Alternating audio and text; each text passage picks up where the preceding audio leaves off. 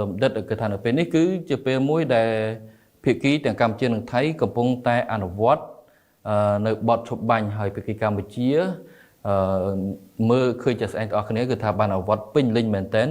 ទាំងពីពេលមុនមកដល់ពេលនេះឲ្យតែបទឈប់បាញ់ឯកភាពគ្នាគឺអនុវត្តយ៉ាងពេញលេញតែម្ដងស្របពេលហ្នឹងក៏មាននៅការប្រឌិតព័ត៌មានคล้ายខ្លះក៏ចេញមកពីភាគីម្ខាងទៀត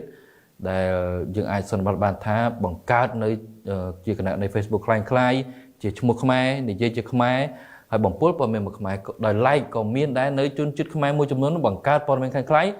ឬក៏ share ព័ត៌មានคล้ายដោយមិនបានផ្ទៀងផ្ទាត់បំពុលនៅគ្នាឯងបញ្ហានេះលោកដិតមើលឃើញយ៉ាងម៉េចដែរពេលចុងក្រោយនេះបាទបាទជាការពិតនិយាយជារួមតែម្ដងទៅដោយសារតែប្រព័ន្ធបណ្ដាញសង្គមហ្នឹងវាលឿនពេកហើយគ្រាន់តែប៉ះតែដៃមួយក៏វាចេញទៅដែរហើយអ្វីដែលសំខាន់បំផុតហ្នឹងគឺថាទោះបីជាវាត្រូវបានបើថាវាកើតឡើងពិតប្រាកដវាកើតឡើងពេលណាក៏មិនដឹងតែវាចេញដូចថ្ងៃមកថ្ងៃហ្នឹងគឺមានថាបានអញ្ចឹងគ្រាន់តែថាយើងគ្រាន់តែឃើញទៅយើងចិត្តតែក្តីបារម្ភនៅក្នុងសន្តិភាពហ្នឹងយើងទទួលស្គាល់ថាម្នាក់មានការបារម្ភដូចគ្នាអំពីការកើតឡើងម្ដងទៀតនៃសង្គ្រាមរលកទី3យើងក៏ឃើញមានហើយការ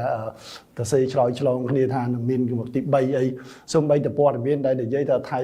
ថាគាត់តែកន្លែងណាដែលគាត់ឈរជើងដាច់ខាតត្រូវតែឲ្យគាត់បើមិនឲ្យគាត់ទេត្រូវមានជំនាញទី3យ៉ាងណាក៏ជាការគំរាមកំហែងតាម social media ទាំងអស់តែយើងបញ្ជាក់ថានឹងជាចំហរបស់រដ្ឋាភិបាលរបស់គេពិតប្រាកដមិនទៀតអាហ្នឹង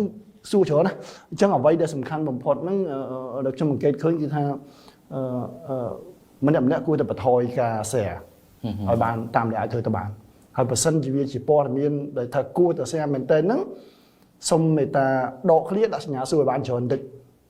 ទីមួយប្រភពរបស់វាពិតប្រាកដប៉ុណ្ណា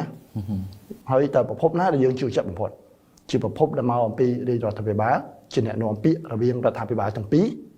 ពិតប្រាកដចាំយើងshare បាទមានត្រាក្រហមមានអីទៀតបើយើងនិយាយមែនតើទៀតតែវាមានអីទាំងអស់ហ្នឹងវាស្រួលតែពេលឥឡូវនេះអត់ទីមួយទីពីរបណ្ដាញសង្គមហ្នឹង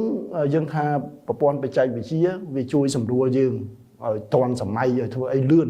ក៏ប៉ុន្តែអាលឿនខ្លះហ្នឹងវាគ្រោះថ្នាក់ដែរហ្នឹងគ្រាន់តែចុចមួយវឹងមកស្រាប់ភ្លាមអាប្រព័ន្ធមីឌាដែលកាត់តឥឡូវនេះទៀតសួតកាត់តរូបភាពផងកាត់តសម្លេងផងអីផងហ្នឹងក៏វាពិបាកហើយអ្វីដែលសំខាន់បំផុតហ្នឹងគឺមហាជនទូទៅលោកអ្នកទទួលបានជួនកាលលោកមិនមានលទ្ធភាពគ្រប់គ្រាន់នៅក្នុងការតាមយកប្រភពហ្នឹងមកទី1ទី2ជួនកាលបើកាត់តមែនបើថាប៉ះអ្នកជំនាញមែនតើគេមានប្រព័ន្ធចាប់អូខេទៅគេដឹងតែកាត់តគេដឹងថា AI ចឹងមហាជនទូទៅដែលលោកអត់ដឹងគាត់តែកលេចមកឃើញបាទអារម្មណ៍ផ្លូវចិត្តកំពុងតែភ័យខ្លាចផងវាទៅជារឿងមួយផ្សេងទៀត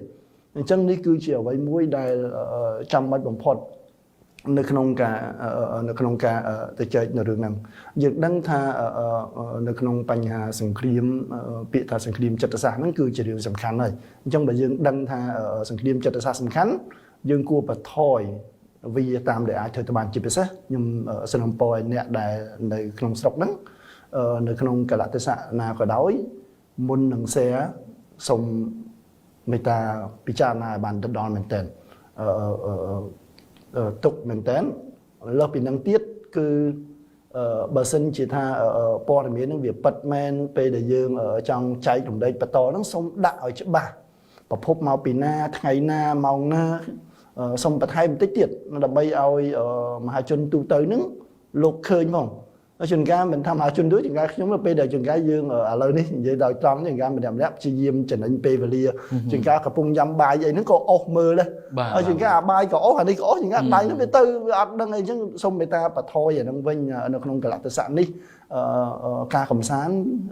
យើងមិនអាចហាមឃាត់ទេណាក៏អាចមានការកំសាន្តដែរក៏ប៉ុន្តែសូមមេត្តាកុំឲ្យការកំសាន្តនៅក្នុងបណ្ដាញសង្គមហ្នឹងវាធ្វើឲ្យស្ថានភាពមួយដែលកំពុងតែស្មុគស្មាញហ្នឹងវារឹតតែស្មុគស្មាញទៀតដូចជាសនំពរថាជៀសវាងហ្នឹងឲ្យបានបាទ